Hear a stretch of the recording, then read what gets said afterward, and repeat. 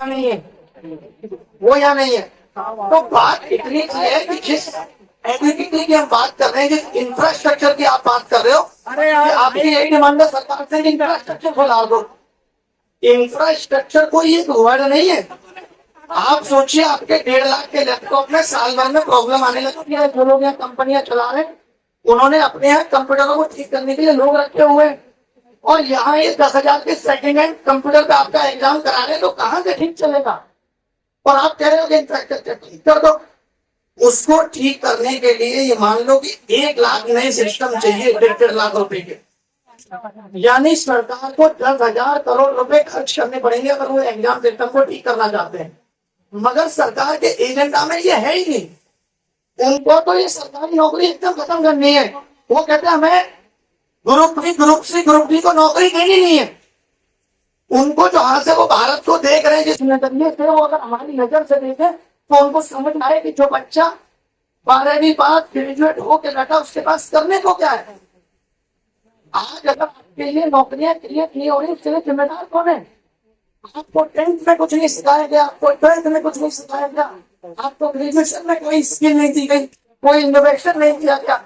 अब आपसे कह रहे आपके पास कुछ है ही नहीं और सरकारी नौकरी हम आपको देंगे नहीं, तब आप रोड पे घूमते रहिए और बार बार इनको जिता के भेजते रहिए। एक सरकार को हम लोगों ने 5 साल दिए, भरोसा किया कि सबका साथ सबका विकास करेंगे। आज कहाँ विकास है और कहाँ रोजगार है, सबकी जिंदगी में चला गया, कुछ पता नहीं। तो ये आवाज आपकी सरकार तक पहुंचनी चाहिए। 1 दिन में नहीं ठीक होगा, 2 दिन में नहीं ठीक होगा, लेकिन सरकार मनसा तो दिखाए ठीक करने की। इनकी तो मनसा ही नहीं है।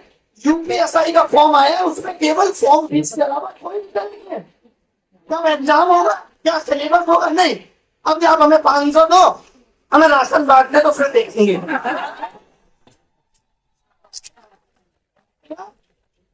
क्या सरकारें, आयोग सिर्फ जो युवा इनसे नौकरी की तलाश में आया था, उसको इन्होंने कारोबार बना दिया है। बताइए, 3-3, 4-4 साल आप तैयारी कर रहे हो, 3-3, 4-4 कोचिंगों में फीस दे रहे हो, आपका तो हर जगह ही कटरा मिलेगा।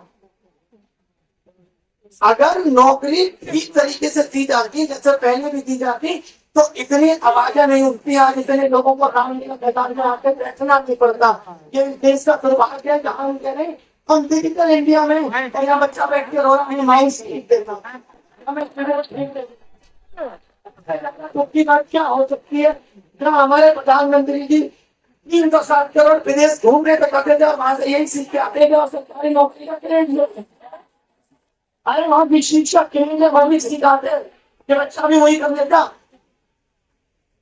बाकी और भी बहुत लोग हैं जो अपनी अपनी बातें रखेंगे, वक्त बहुत कम है, लेकिन जिंदगी को जीते रहिए और उम्मीद रखिए, उम्मीद से बड़ा